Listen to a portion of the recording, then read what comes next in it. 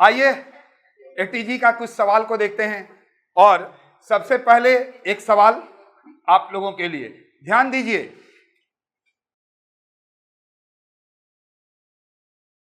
Shri Ananto Chatterjee makes the following donation, नाम की जगह कुछ भी दे सकता है। ड्यूरिंग द प्रीवियस ईयर कुछ भी हो सकते हैं। Chief minister relief fund for the Gujarat earthquake victim, जो लिस्ट है उस लिस्ट में आप देखे होंगे, इसमें कोई अपर लिमिट लागू नहीं होता है।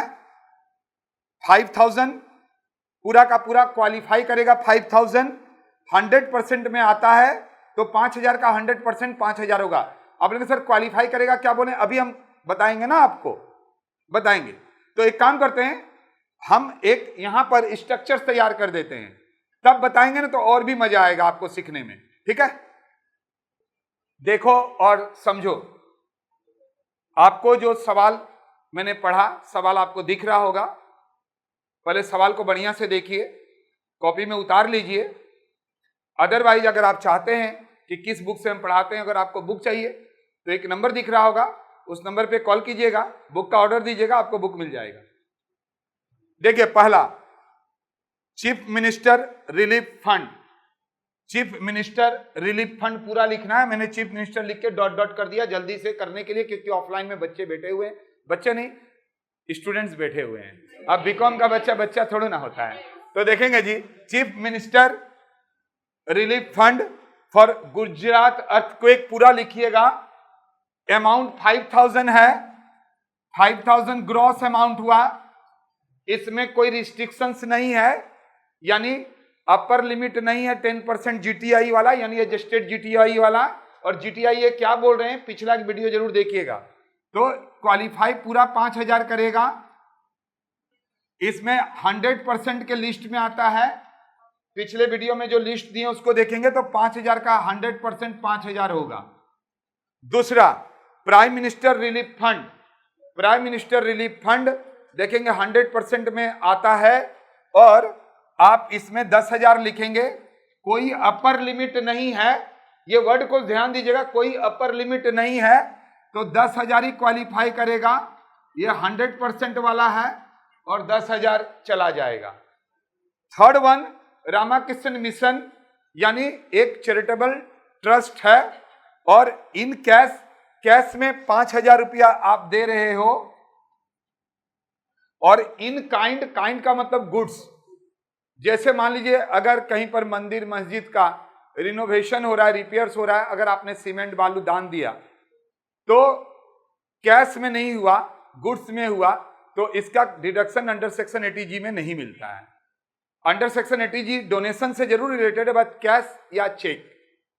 मान लीजिए आप किसी आश्रम में गए, वहां पर आपने देखा कि काफी मिजरेबल कंडीशन में लोग हैं, और आपने वहां पर कंबल बांट दिया, उसका जो बिल आएगा, आपने गुड्स बांटा है, तो वो अंडर सेक्शन 80G में नहीं आएगा, वो इन काइंड आता है। ये इन काइंड आता है। अमाउंट तो जरूर लिखेंगे 5000। अब देखिए, रामाकृष्ण मिशन 10% ऑफ जीटीआई में है, बट सम्स के अंदर कहीं पर भी इनकम के बारे में नहीं बोला है, तो हम लोग उसको इग्नोर कर दिए। क्वालिफाइंग अमाउंट 5000 ही होगा, बट ये 50% वाला में आता है, तो 50%, 5000 का 50% 2500। अब देखो, इन काइंड 5000 क्वालिफाई नहीं करेगा, ये भी कुछ भी नहीं होगा, यहां भी नहीं होगा, क्योंकि गुड्स का कुछ भी नहीं होता है। एक्चुअल आपने 15, 10, 25,000 रुपये का डोनेशन दिया, बट जो डिडक्शन आएगा वो 17,500 आएगा। यार बहुत इजी है, मजा आ गया होगा आपको करके। अब अगर आ गया तो और 1 मिनट दीजिए।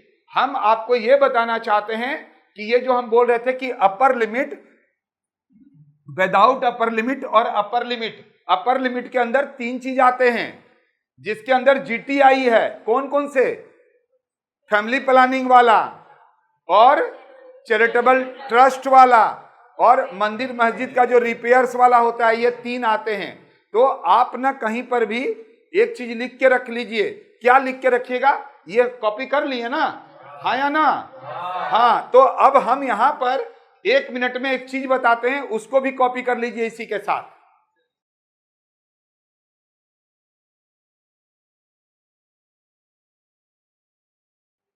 देखो सवाल तो आपको लाजवाब लगा, समझ में आया, बट यार एक सवाल नहीं, सवाल का बौछार लगा देंगे हम लोग। और यहां ध्यान दीजिए, जब आप अंडर सेक्शन 80G बनाएंगे तो ये हुआ उसका फॉर्मेट, जहां लिखना पड़ेगा computation of deduction under section 80G of mister a resident individual for the assessment year relating to the previous year. भाई जो क्वेश्चन पेपर में असेसमेंट ईयर रहेगा, प्रीवियस ईयर, वो वहां पर चिपका दो। पार्टिकुलर्स में जो क्वेश्चन में एज इट इज लिखेंगे। ग्रॉस अमाउंट मतलब जो वहां अमाउंट दिया हुआ है। क्वालिफाइंग अमाउंट का जब बात आता है ना, तो आप लिस्ट देखे होंगे, जो लिस्ट दिए हैं 100% और 50% वाला, उसमें देखेंगे अपर लिमिट यानी 10% ऑफ एडजस्टेड जीटीआई है। किसमें है? सिर्फ 3 में है। फैमिली प्लानिंग में, जो कि 100% में आता है, लेकिन जितना अमाउंट रहेगा डोनेशन दिए सारा क्वालिफाई नहीं करेगा, यानी आपको एडजस्टेड जीटीआई निकालना पड़ेगा। अब आप बोलेंगे सर कैसे निकलेगा, पिछले वीडियो में दिया हुआ है ना यार, वैसे ही निकलेगा। और फिर सवाल में जब हम करवाएंगे तो हम दिखाएंगे ना कि ग्रॉस टोटल इनकम में से एडजस्टेड ग्रॉस टोटल इनकम कैसे निकालते हैं। रेट 100 और 50% वाला चार्ट में मिल जाएगा, और फिर इससे इसमें करते हैं तो एक्चुअल डिडक्शन आ जाएगा। तो ये हो गया आपका फॉर्मेट। अब आइए डोनेशन अंडर सेक्शन 80G जब बनाइएगा, सवाल को पढ़िएगा। सवाल में 2 टॉपिक होते हैं, एक डोनेशन विदाउट अपर लिमिट, सारा विदाउट अपर लिमिट में आता है, टोटल विदाउट अपर लिमिट में आता है, लेकिन सिर्फ 3 को छोड़ के। एक फैमिली प्लानिंग जो 100% में आता है, लेकिन जो आपका ग्रॉस टोटल इनकम है उसको एडजस्टेड ग्रॉस टोटल इनकम में कन्वर्ट करेंगे, उसका 10% लेंगे। दूसरा repairs and renewal of temple, वहां पर लिखा हुआ है डोनेशन टू चैरिटेबल ट्रस्ट, जिसके अंदर Ramakrishna mission, mother Teresa, Lions club, Bharat सेवा संघ, ये सब कुछ देगा। वहां पर भी 50% आएगा, 50% वाला चार्ट में है, लेकिन वहां पर भी किसका 50%? 50% तो जरूर लेंगे, लेकिन जो डोनेशन है दिया गया है ग्रॉस अमाउंट, वही अमाउंट क्वालिफाई नहीं करेगा। क्वालिफाई में हम लोग 10% ऑफ जीटीआई लेंगे। अब सवाल जब बनाएंगे तो खाली डोनेशन दिया हुआ है तो सब ऐसे ही आ जाएगा, लेकिन अगर सम्स के अंदर मान लीजिए आपका ग्रॉस टोटल इनकम दिया हुआ है, तो उस ग्रॉस टोटल इनकम को 5 चीजों को माइनस करने के बाद, जनरली 2 ही चीज, अंडर सेक्शन 80C से TU long term capital gain, minus करने के बाद जो आता है वही एडजस्टेड टोटल इनकम आता है, जो कि आप पिछले में देखे थे। तो आइए हम दूसरे सवाल की तरफ चलते हैं।